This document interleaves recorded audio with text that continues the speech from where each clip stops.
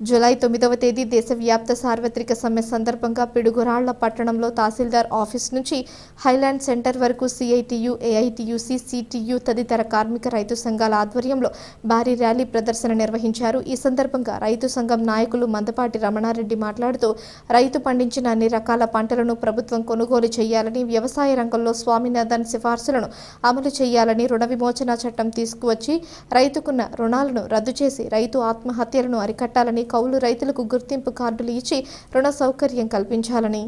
గ్రామీణ ఉపాధి పథకాన్ని పకడ్బందీగా అమలు చేయాలని, 200 రోజులు కల్పించి పెండింగ్ బిల్లులు వెంటనే విడుదల చేయాలని, ఈ పథకాన్ని పట్టణ ప్రాంతానికి విస్తరింపజేయాలని, కనీస వేతనాలు బోర్డును ఏర్పాటు చేసి నిజ వేతనాలు నిర్ణయించాలని తదితర డిమాండ్ల సాధన కోసం భవిష్యత్తులో అనేక పోరాటాలకు కార్మిక రైతాంగం సిద్ధం కావాలని ఆయన ప్రభుత్వాన్ని డిమాండ్ చేశారు. ఈ కార్యక్రమంలో సిటియు నాయకులు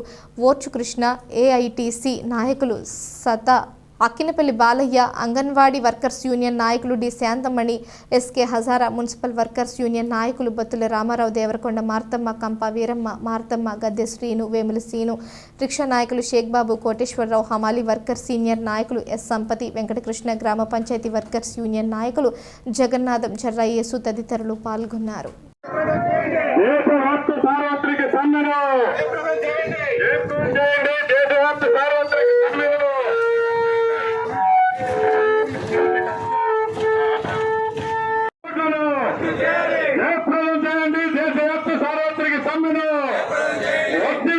కార్మికుల రైతుల ఐక్యత, కార్మిక సంఘాల ఐక్యత.